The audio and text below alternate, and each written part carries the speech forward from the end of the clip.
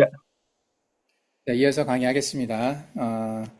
자, 마고 할멈이라고 우리는 이제 할머니란 이름 붙이는데 이제 할멈이라고 하는 그런 단어가 우리가 알고 있는 뭐 이렇게 이매, 뭐 할머니 이런 것보다 더 이제 할머니가 이제 온 어떤 어원을 보면은 어떤 신적인 의미가 좀 있는 것 같아요. 그래서 마고 할멈이라고 하는 건 대지와 자연의 창조자라고 얘기를 하거든요. 우리가 저번에 신석기 문명의 여신에 대한 이야기를 했었을 때 이 마고 할멈은 그 여신이죠. 그 창조의 어떤 의미를 갖고 있는 여신이고 이 마고라고 하는 이름이 여러 문명에 들어가 있어요. 이것은 우리나라 지금 대한민국을 얘기하는 그런 민족의 창조신이 아니라 이 마고는 쪽 북방민족 전체 그리고 전 세계에도 이게 많이 퍼져 있거든요. 왜냐하면 이 원형이 하와이일 거라고 생각이 되는 그런 신이기도 하고 그래서 이 마고 신의 는 이제 여호와, 뭐 이스라엘 사람들이 그 여호와라고 불렀죠. 그런 어떤 신의 이미지가 있기 때문에 이 신에 대한 어떤 숭배는 굉장히 오래됐어요. 그 부도지와는 상관이 없이 부도지라고 하는 어떤 문헌은 나중에 발견이 된 거지만 부도지 때문에 이 신이 나온 게 아니라 부도지와 상관없이 부도지 이전에 이미 이 신에 대한 숭배가 있었거든요. 그 흔적들이 이제 한국에는 되게 많이 있어요. 한국에는 이렇게 내가 몇 군데 이제 뽑아놨는데 문경시 마고 성면이 있고 뭐 지리산 노고단에도 있고 뭐 태백산에도 있고 뭐 장산 창녕 이런 데에도 이제 마고라는 이름을 가지고 있는 그런 지명도 있고 마고의 어떤 석상이죠. 그런 마고신을 모시고 있는 사당도 있고 그래요. 이런 것들이 어, 좀 독특하게 남아 있는 거죠. 아주 뭐 크게 불교나 기독교처럼 이렇게 큰 세력을 형성해서 있는 건 아니지만 아주 오래전부터 그 기원이 언제인지도 모를 정도로 아주 오래전부터 이 마고신에 대한 숭배나 예배가 있었다는 거죠. 그래서 이게 이제 시대 정치적인 상황이나 종교적인 상황들 때문에 이 마고신에 대한 숭배가 이렇게 억압받고 이렇게 정권에 의해서 탄압받고 했던 그런 적들이 있었죠. 왜냐하면 불교가 성했을 때는 불교 이외에 다른 종교를 다 눌렀고 고려시대가 그랬죠. 그리고 유교, 성리학이 성했을 때는 성리학 외에 다른 종교를 다 눌러버렸어요. 다른 종교의 책들도 다 태워버리고 그게 이제 조선시대 또 그랬단 말이죠.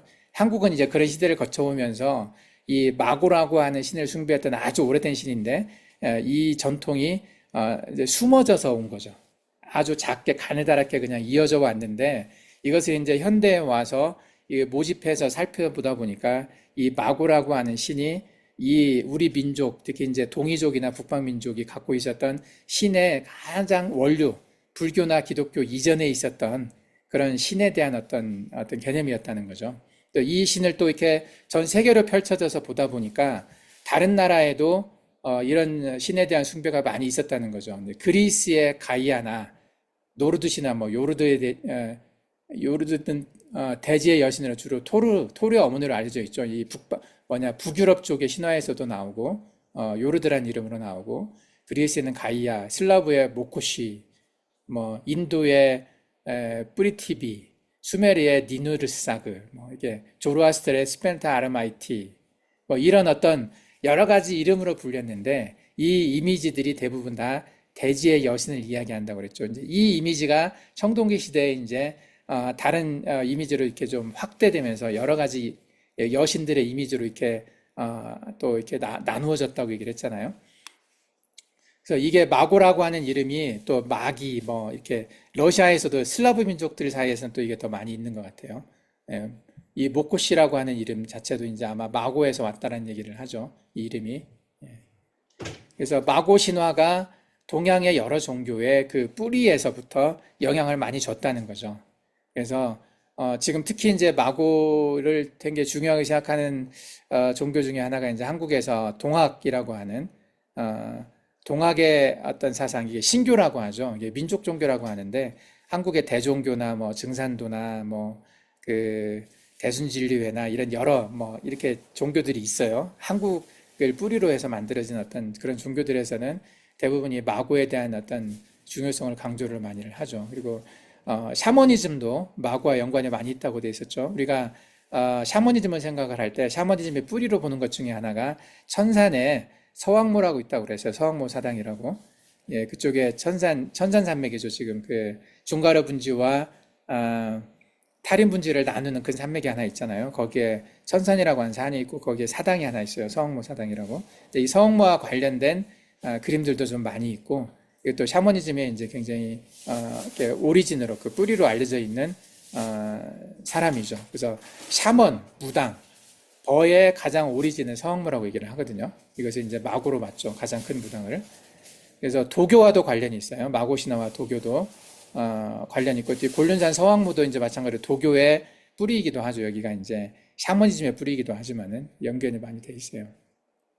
그 중에서 이제 마고가 만들어서 마고신이 인간에게 전수해졌다고 하는 그렇게 알려진 천부경이라는 게 있어요. 천부경은 언제부터 왔는지 정확하지는 않아요. 천부경이 처음 발견된 것은 이제 그렇게 오래된 과거는 아니지만, 천부경도 누군가는 이제 사람이 만들었다 후대에 그냥 지은 거다라고 얘기를 하지만, 지금 이제 생각하는 건 아마 노아 시대에 노아가 전수한 게 아닐까라고 보는 사람들도 있고요.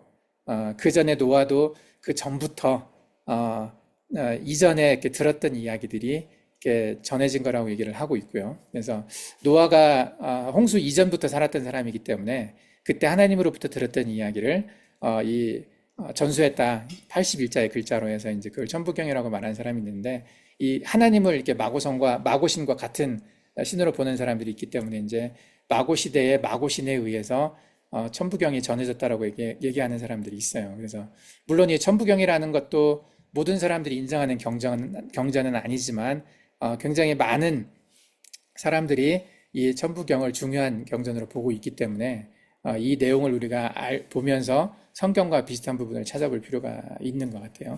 그리고 이 천부경이라고 하는 것이 이제 굉장히 많은 종교들의 영향을 줬다고 보고 있고, 그리고 이제 그 내용 자체가 굉장히 포괄적이죠. 예.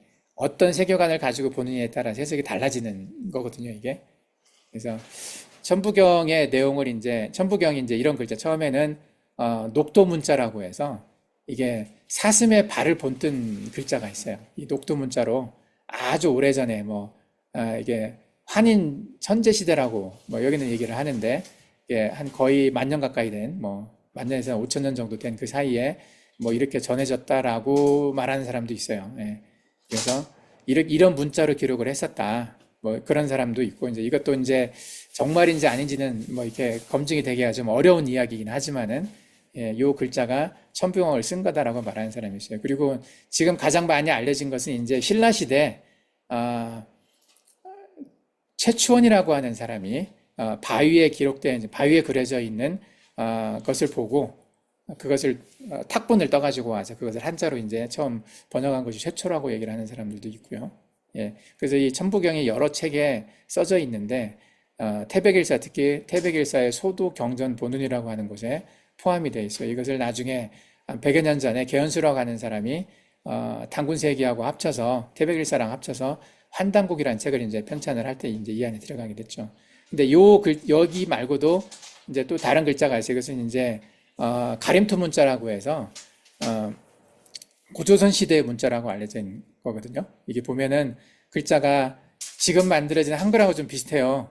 니은도 있고 미음도 있고 기역도 있고 이응도 있고 시옷도 있고 그러잖아요. 지읒도 있고 키읔 같은 거, 치읓 같은 이런 그리고 이제 이게 그 모음 아야 어여 이게 오, 우, 오, 야, 여, 요, 유 이렇게 되거든요. 이런 어떤 지금의 한글의 모양과 아주 비슷한 문자가 옛날에 있었다라고 얘기를 해요. 그렇게 얘기한 사람들이 있어요. 가림토 문자라고 해서. 그래서 가림토 문자와 지금 한글 자모가 되게 흡사한데, 이 가림토 문자로 만들어진 천부경이 있었다라고 얘기를 합니다. 38자로 해서 이게 이제 그거라고 얘기를 하는데, 이것도 실제 천부경인지 정확하게 모르겠어요. 근데 어쨌든 이것과 좀 비슷한 문자로 만들어진 게 있었다고 보고, 그래서 이게 천부경이라고 하는데 여러 가지 문자가 있어요. 예. 글자가 이게 무슨 글자인지 모르겠어. 이게 가장 알려져 있는 것 중에 하나가 이제 이건데, 이건 갑골문이라고 얘기하죠. 갑골문이라고 그 은나라 때 그 거북이 등에, 거북이 배죠. 거북이 배에 이제 배 뼈에 그려진 어떤 거북이 뼈에 그려진 그 글자라고 해서 갑골문이라고 얘기하는데, 이 갑골문자로 그려진 것도 발견이 됐고, 녹도 문자, 가림토 문자, 그리고 이것은 또 저기 요나군이 그 바닷속에 있는 거기 피라미드가 있다고 그랬잖아요. 요나군이라고 하는 바닷속에 있는 그 지금 어디야 거기가 지금 대만하고 근처야. 그 근처에 있는 바닷속인데 거기서 발견된 이 글자가 발견이 됐대요. 이것도 이제 천부경이라고 말하는 사람들이 있는데 이것도 무슨 글자인지 잘 모르겠어요. 예. 그래서 여러 가지로 쓰여진 천부경이 여러 가지 지역에서 발견이 됐다고 얘기를 하는 걸 보니 이제 이것이 천부경이 여러 통로를 통해서 경로로 아주 오래전부터 후대에 전해졌다라고 얘기를 하는 거죠. 그래서 첫 번째는 이제 이게 묘양산에서 있었던 묘양산, 아까 한국에는 묘양산이라는 산이 있거든요. 채치원에 발견했다고 하는 그곳에 바위에 있는 그 글을 이렇게 석본이라고 거기 뭐냐 탁본이라고 그러죠. 이렇게 바위에다 물감 칠하고 거기다가 이렇게 종이 붙여가지고 이렇게 탁본을 뜬다고 얘기하는데 이게 그거라고 얘기를 하고 이건 이제 고려말 민농원 선생이라고 하는 사람이 쓴 천부경 이건 가림토 문자로 아니 저기 뭐냐 그 갑골 문자로 쓰여진 게 있고 이건 오키나와 해저 피라미드에서 발견된 거고 이게 그리고 이제 다른 것들도 이제 여러 개가 있어요 이렇게 근데 여러 천부경에 이제 원본들을 이렇게 놨는데 이제 이것을 해석을 해보다 보면 천부경은 이제 무슨 뜻인지 많은 사람들이 이제 해석을 했거든요. 근데 해석하는 사람마다 달라 뜻이 자기 나름대로 자기 세계관을 가지고 보다 보면 그래서 나도 내 나름대로 해석을 했어요. AI에 좀 힘을 빌려서 내가 가지고 있는 생각, 내 세계관을 가지고 성경적인 개념을 가지고 특히 이제 요한계시록 요한복음 3장 16절이나 또 저기 그 주기도문의 패턴을 가지고 이 천부경을 한번 비교를 해봤거든요. 이제 그런 패턴을 가지고 보다 보니 천부경의 내용하고 주기도문의 내용 또는 천부경의 내용과 요한복음 3장 16절의 내용이 이렇게 패턴이 일치한다는 느낌을 가지게 됐어요. 내가 생각하기에는 뭐 다른 사람들도 이렇게 본 사람이 있을지 모르겠는데 어쨌든 이처럼 보는 사람마다 천부경을 해석하는 게 좀 다르다는 거죠. 예. 그것은 이제 숫자로 쓰여진 거기도 하고 그게 그래서 숫자에 어떤 의미를 부여하느냐에 따라서 해석이 달라지는 거죠. 그리고 여러 가지 한자가 있는데 81자를 어떻게 끊어 읽느냐 셋을 하나로 보느냐 다섯을 하나로 보느냐 이렇게 해서 어떻게 끊어 읽느냐에 따라서 해석이 또 달라져요 이게 띄어쓰기 같은 거죠. 이게 81자가 띄어쓰기가 안 돼 있거든요. 똑같이 이어져 있다 보니까 어떻게 읽느냐에 따라서 해석이 좀 달라질 수가 있다는 거죠. 그래서 굉장히 다양한 해석이 존재를 해요. 이제 뭐 이렇게 보편적으로는 이렇게 일시무실, 석상극, 무진본 이렇게 다섯 자로 끊기도 하고 세 자로 끊기도 하고 이렇게 뭐 네 자로 끊기도 하고 해서 이렇게 끊어가지고 해석을 하는데 이것을 이제 어떻게 보느냐에 따라서 달라지지만 이제 우리가 이제 주목하는 것 중에 하나가 가장 중요한 게 아마 이 가운데가 6이거든요. 이렇게 쭉 81자가 서 있는데 한가운데 이제 6이 있다는 거죠. 그래서 아마 6을 중심으로 해서 1로 시작해서 1로 끝나거든요. 1과 6과 1 이렇게 이 패턴이 중요하다고 생각을 했어요. 그래서 우리가 1은 하나님이고 6은 우리는 예수님이라고 생각을 하고 본다면 이 이야기가 상당히 이 인류의 시작과 창조부터 해서 마지막까지 요 안에 그 의미를 담았다는 느낌이 들어요.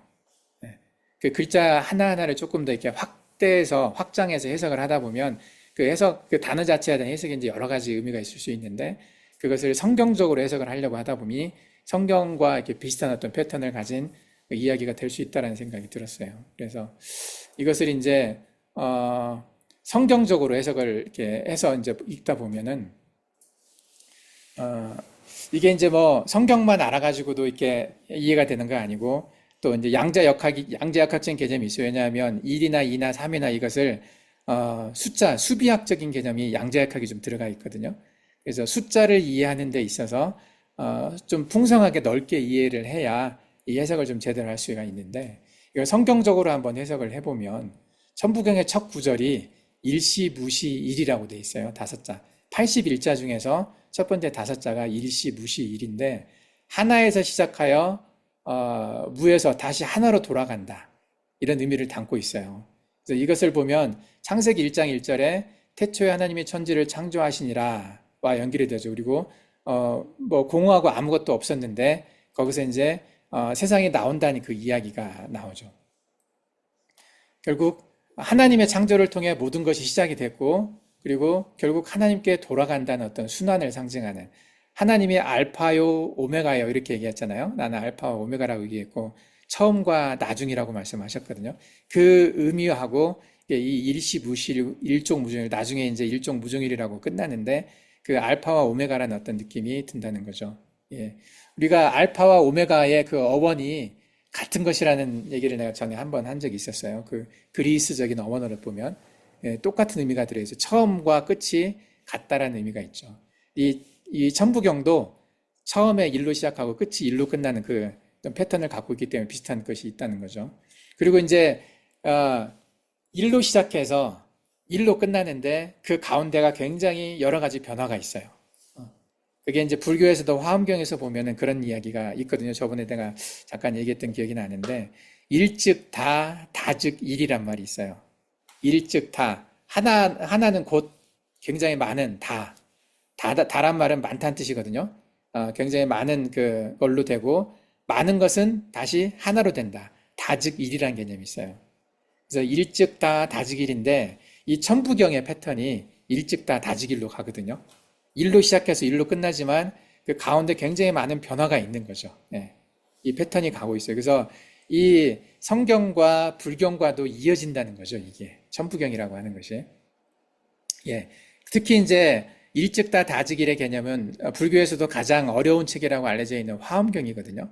화엄경이라고 하는 그 불경은 굉장히 뜻이 깊고 굉장히 해석하기 어렵다고 알려져 있는데 굉장히 양도 많고 근데 그 화엄경에 어떤 가장 중요한 어떤 이야기를 하나를 고르면 그게 일즉다 다즉일이거든요. 예. 하루가 천년 같고 천년이 하루 같다. 이 성경에 나와 있는 말이 있잖아요. 이것도 비슷한 일즉다 다즉일의 개념이에요. 그리고 하나를 통해서 인류 모두가 죄를 짓게 됐고 그 한 명으로 그 죄가 다 씻어진다는 개념. 우리가 아담과 예수 그리스도를 얘기할 때 그 얘기를 하잖아요. 이게 일즉다 다즉일의 개념. 이게 참 천부경 안에 이 이야기가 들어가 있고 이 세상에서 일어나는 만물의 어떤 이야기들을 이 글자 안에 다 담았다는 거죠. 그러면서 이제 펼쳐지기 시작을 해요. 1로 시작을 해서 다시 이제 숫자가 점점 늘어나요. 10까지 갔다가 다시 그 10이 1로 되거든요. 예. 그 이야기가 이제 펼쳐지기 시작하는데 그 다음 숫자가 이제 3이 나와요. 석삼극. 세 가지 극을 나눈다. 이게 성경에서 보면 삼위일체가 굉장히 중요한 어떤 원리라고 얘기를 했잖아요. 삼위일체적인 원리. 그 우주 만물을 만들 때도 삼이 되게 중요하고요. 하나님도 셋이었고 셋이 하나가 되신 분이잖아요, 또. 그리고 모든 활동을 하는 어떤 영적인 활동이나 이런 것들도 영혼육의 활동, 그러니까 영혼육이 짝이 된다고 말을 했잖아요. 삼위일체적인 패턴이 있어요. 그게 선이든 악이든 그런 패턴들을 하나님께서 이렇게 만드셨다는 얘기죠. 그래서 세 가지 극으로 나눈다. 예, 그래서 우주의 삼극을 하늘, 땅, 인간으로도 나누고 천지, 인 이렇게 나누죠. 이렇게 세 개의 극으로 나눈다. 그래서 3이 되게 중요한 숫자라고 얘기를 했는데 그 1이 나온 다음에 바로 3이 나왔어요. 그리고 무진본, 끝이 없는 근본이라고 예, 우주의 본질을 나타내는 거죠. 끝이 없다. 끝이 없는 근본. 그래서 만물이 이제 요한복음 1장 3절에 만물이 그로 말미암아 지은 바 되었다. 이렇게 하나님이 무한하고 끝이 없는 존재로서 만물의 근본이 된다는 뜻이죠. 예, 무진본. 본이라는 말은 뿌리라는 뜻이거든요. 뿌리 본자인데 예, 끝이 없는 근본이다. 이게 이제 요한복음 1장 3절과 좀 통하는 게 아닐까. 하나님은 끝이 없는 근본이다. 하나님이 지은 만물은 그로 말미암아 되었다. 그 뿌리가 하나님이다. 만물이 근본이 된다. 이런 의미로 이제 얘기를 했어요. 근데 내가 이걸 다 설명하기는 좀 어려운데 천일일, 지일이 이것이 어쨌든 펼쳐지는 거예요. 인간의 역사가 펼쳐지고 우주의 역사가 계속 넓게 펼쳐지다가 어떻게 펼쳐지느냐. 봄에서 여름으로 가서 열매를 딱 맺잖아요. 이게 봄이 시작을 해서 여러 가지 성장을 하고 열매를 딱 맺는 게 누구라고 그랬어요? 첫 번째 열매가 우리가 예수 그리스도라고 말을 했어요. 예수 그리스도가 나오기까지 하나님이 인간으로 오셔서 또 인간의 모든 역사를 통해서 수많은 예수 그리스도의 선조들이 있었잖아요. 예, 육체적인 선조들. 그 계보를 통해서 예수 그리스도가 딱 오셨어요. 열매가 이제 맺혔고 열매가 익었죠. 그리고 그 열매가 되셨던 분이 예수 그리스도인데 이제 이곳을 향해서 계속 가는 거죠. 천일리, 지일리, 인일삼, 뭐 일적십거, 무게화삼, 천이삼, 지이삼, 인이삼 여기까지가 다 예수 그리스도께서 오시기 전에 역사를 설명하는 걸로 볼 수도 있어요. 이것을 역사로 표현을 하면 그래요. 예. 그래서 이걸 어떻게 소개하느냐에 따라 달라지지만은 이게 봄에서 여름으로 가는 과정이라고 생각이 돼요. 그리고 이제 대삼합육 크게 세 가지가 합쳐서 여섯이 된다. 하늘의 삶과 땅의 삶이 합쳐져서 육이 됐다고 말을 해요. 하늘의 삶, 그죠? 밑에 그리고 땅의 삶, 하늘의 뜻이 땅에서 이루어지는 거죠. 하늘의 삶은 완벽한 삶이거든요. 땅의 삶도 완벽한 삶인데 삶은 완성을 의미하는 것이기 때문에 이것이 만나는 게 육을 통해 만나는 거죠. 하늘이 하나님께서 인간의 몸으로 이 땅에 오셨다. 그래서 하늘에서 뜻이 이루어진 것처럼 땅에서도 뜻이 이루어졌다. 하나님이 세상을 이처럼 사랑하사 독생자를 주셨으니 이 개념하고도 연결이 된다라고 생각이 돼요. 이 육이라는 개념이. 그래서 이 육을 어떻게 해석하느냐에 따라서 하나님의 세상 또는 반대로 해석하면 땅의 세상이 되는 거죠. 인간의 세상이 되는 거죠. 어쨌든 이 육이 그래서 가장 가운데 있어요. 이걸 성경적으로 해석을 하느냐, 성경적 세계관을 가지고 해석하면 굉장히 좋은 육이 되는 거고 인본주의적, 사탄적 생각을 가지고 해석을 하면 이것은 내가 그리스도가 되는 거죠. 내 힘으로. 예. 그래서 이 육을 어떻게 해석하느냐에 따라서 그 사람의 세계관이 그 안에 들어있는 거죠. 인카네이션한 성육신하신 예수 그리스도로 보느냐 육을 아니면 내 스스로 내가 깨달음을 통해서 내가 하나님처럼 되느냐 이건 사탄의 생각이었잖아요. 사탄이 그걸 깨달음이라고 표현을 했는데 사탄의 생각을 받아들이냐에 따라서 이 육이 어떻게 해석되냐에 따라서 전혀 반대의 이야기가 되는 거죠. 육이 되게 중요하죠. 그래서 이 육이 가운데 있었어요. 1과 1 사이 가운데. 그리고 이 육을 이 예수 그리스도를 통해서 생칠팔구 6이 7과 8과 9를 만들어낸다고 그랬어요. 이제 이 예수 그리스도의 십자가의 죽으심을 통해서 이 이후의 삶이 다시 펼쳐지는 거죠. 가을이 되는 거예요. 예수 그리스도가 첫 열매가 되셨고 이 이제 수확하러 다니는 이 복음이 전해지고 그리고 많은 사람에게 이렇게 예수 그리스도의 이제 자녀가 하나님의 자녀가 되는 어떤 그런 복음이 전해지는 이 과정을 설명한다고 생각을 해요. 이게 그래서 운삼사, 성화노칠, 일묘연, 만왕막내, 용변무도 뭐 이게 다 이제 그런 얘기예요. 본신분태양까지 가고 나중에 마지막에 일종무종일이 돼요.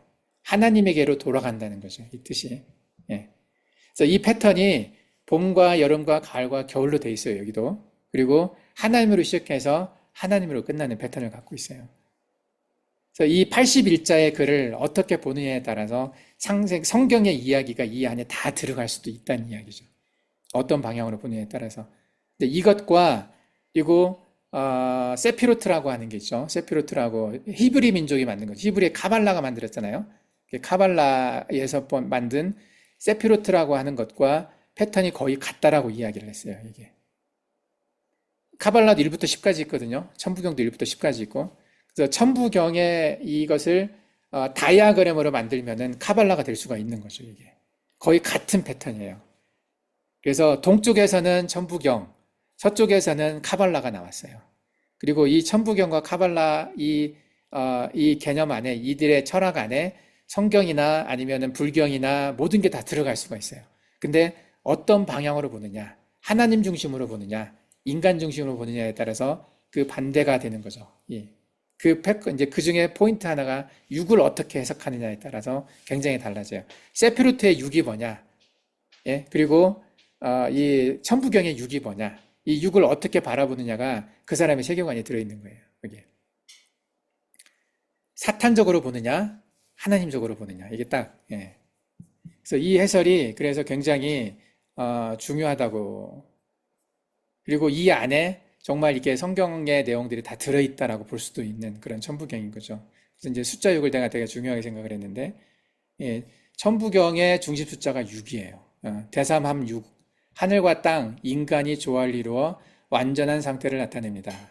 이는 요한복음 3장 16절에 독생자를 주셨으니 연결되며 하나님이 인간의 형태로 성육신하여 이 땅에 오신 것을 상징합니다. 대삼합육을 이렇게 성육신으로 보느냐, 아니면 내가 깨달아서 내가 하나님이 되는 것처럼, 하나님처럼 되는 것으로 보느냐에 따라서 그 세계관이 딱 나눠져요. 둘 중에 하나밖에 없어요. 이 세상의 세계관은 그 둘 중에 하나예요. 다른 세계관은 없어요. 예. 다른 것은 그냥 뭐라고 할까, 정립이 안 된 거야. 정리가 된 세계관은 딱 두 개 이거예요. 하나님 중심의 세계관이냐, 인간 중심의 세계관이냐. 이 둘 중에 하나밖에 없거든요. 나중에 우리가 짐승의 표로 구분받는 게 결국 이거거든요. 예, 짐승의 표를 받는 사람은 인간 중심의 세계관을 가지고 내가 신이 될 수 있다라고, 내가 하나님이 될 수 있다라고 생각하는 사람이고, 그리고 짐승의 표를 거부하는 사람은 그렇지 않은 거죠. 예수 그리스도가 나의 구주가 되심을 인정하고 예수 그리스도를 통해서만 내가 하나님의 아들이 될 수 있다라고 고백하는 사람들인 거고, 이 둘 중에 하나밖에 없어요. 다른 건 없어요, 전혀. 그러니까 이 천부경을 어떻게 해석하느냐, 세피로트를 어떻게 해석하느냐, 이것에 따라서 그 사람들의 세계관이 달라진다고 보는 거죠. 예.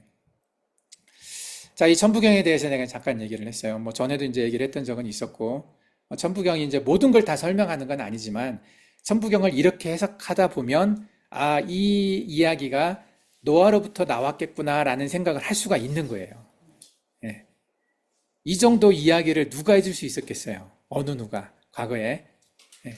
노아 이외엔 나는 없었을 거라고 생각을 해요. 그래서 천부경을 이렇게 내가 이제 다 얘기는 못했지만, 하나하나 해석하면서 이것을 느끼다 보면 정말 대단하다는 생각을 하게 되죠. 그리고 이것은 아마 하나님께서 우리에게 노아를 통해서 주신 거다라는 생각이 들어요. 예. 여기에서 이 육을 통해서 예수 그리스도를 얘기하신 게 아닌가라는 생각이 든다는 거죠. 예. 그래서 굉장히 중요하게 이렇게 숫자 배열도 참 잘했고, 1로 시작해서 6에서 다시 1로 끝난다. 이 패턴이 굉장히 많은 종교가 이것을 그래서 받아들여서 이제 보고 있는 거죠. 예. 자기 나름대로 해석을 하지만은 우리에게도 굉장히 중요하다는 생각이 들어요. 그리고 이제 또 하나 그 단군 신화라고 하는 이제 신화가 있어요. 단군이라고 하는 이것은 이제 뭐 한국에서 이제 삼국유사라고 하는 책에 이 단군 신화가 기록이 돼 있었거든요. 근데 이 이야기가 너무 이제 뭐랄까 우화처럼, 그러니까 동화처럼 아이들이 보는 이야기처럼 이렇게 쓰여지다 보니까 그냥 단군이라고 하는 이 존재에 대해서 그냥 값없이 생각하는 사람들도 많이 있어요. 근데 이 단군 신화와 부도지의 이야기와 또 천부경의 이야기와 이런 것들이 이제 또 여러 가지 전승되는 민간에서 전승되는 이야기들, 네, 그런 것들과 이야기를 이렇게 종합을 해서 보다 보면 이 단군 신화도 요 안에 굉장히 중요한 의미가 담겨져 있구나라는 생각을 할 수가 있어요. 단군 신화가 이제 여러 가지 파트가 있는데 이제 가장 중요하게 보는 파트 중에 하나가 이제 이 호랑이와 곰과의 이야기거든요.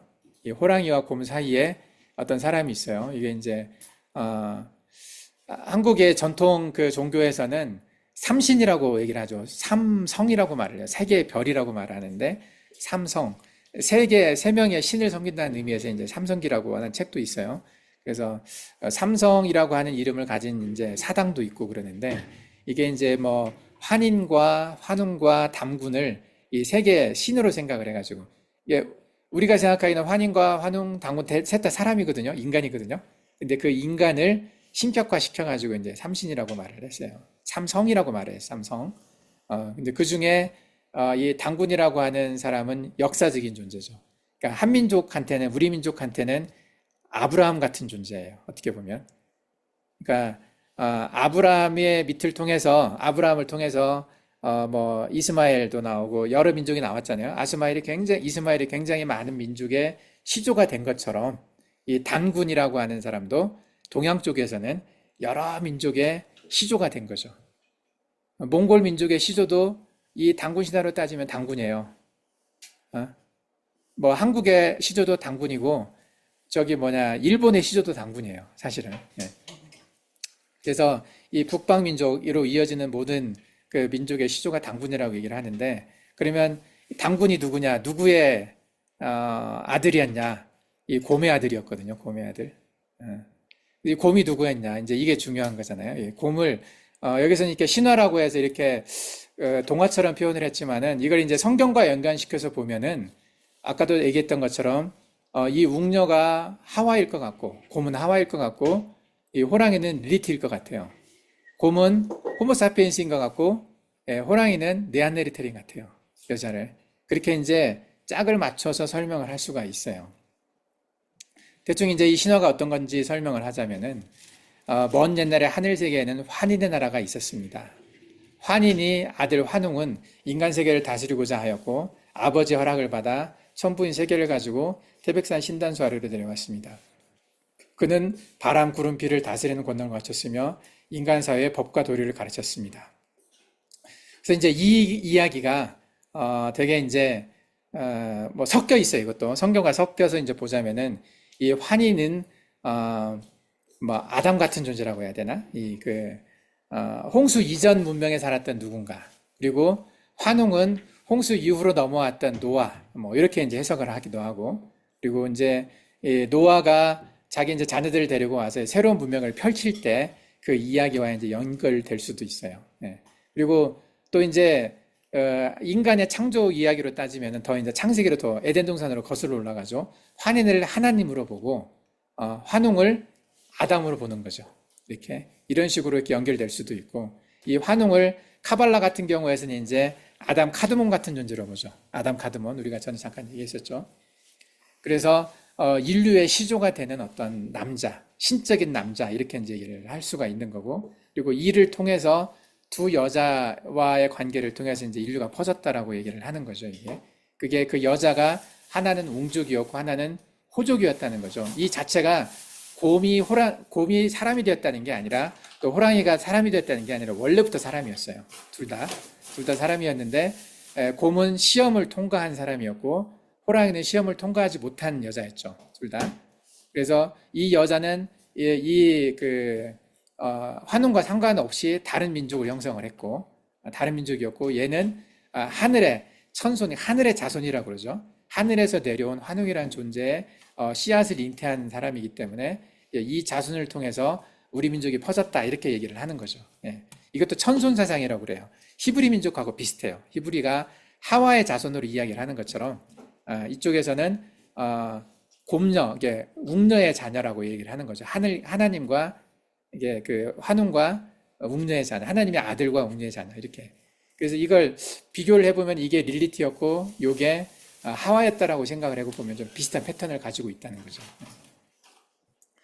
그래서 이것을 이제 똑같이 이렇게 정확하게 딱 맞다라고 얘기할 수는 없지만 그런 패턴이 있다는 거죠. 이걸 비교를 해서 보면 웅녀가 호모사피엔스, 릴리트가 네안데르탈인 호랑이, 이렇게 비교를 해서 보면 이게 왁구가 맞아요. 대충 퍼즐이 맞는다는 느낌이 있는 거죠. 예. 그래서 이후에 지금 살아가고 있는 사람은 호모사피엔스가 살고 있잖아요. 지금 우리가 살고 있는 이 단군 신화에서도 보면 이 호랑이의 자손 이야기는 안 나와요. 이 웅녀를 통해서 퍼진 이야기가 나오고, 이 호랑이 여자를 통해서 퍼진 이야기는 안 나오고, 예. 이것이 아마도 성경과 비교해 보면 이제 노아 홍수를 통해서 이쪽 릴리트의 자손들은 멸망을 하고 이 하와의 자손들 위주로 이 세상에 퍼지게 된 이야기와 좀 연결되어 있다는 생각이 드는 거죠. 그래서 단군 신화와 성경적 세계관이 이제 통합이 되면 이렇게 이제 비슷하게 볼 수가 있다는 거죠. 그래서 홍수 이후에 살아남은 8명의 호모사피엔스 중 일부가 네안데르탈의 DNA를 가지고 이제 현생 인류로 남아있던 이야기하고, 단군 신화에서 웅녀의 자손들이 지금 이렇게 퍼졌다라고 이렇게 얘기하는 것하고 이제 비슷한 패턴을 갖고 있다는 거죠. 이렇게 보면 이 동양 쪽으로 내려온 이런 전성 신화들이 있어요. 부도지와 그리고 이 천부경과 이 단군 신화 속에 성경 이야기가 담겨 있다는 거죠. 성경적인 세계관을 가지고 보면 이게 이 이야기였나 보구나라고 생각을 할 수도 있는 그런 이야기들이 섞여 있다는 거예요. 그래서 이 오리진은 같은 것일 거라는 거죠, 이게.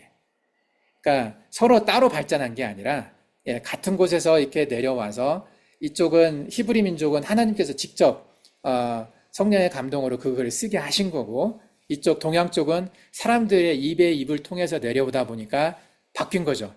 변형은 됐지만, 그렇지만 그 안에 있는 내용, 엑기스의 내용들은 대부분 간직을 하고 있었다는 얘기예요. 비교해서 보자 보면. 그래서 이 동양의 신화와 서양 쪽에 있던 신화가 서로 다른 신화가 아니라는 거예요.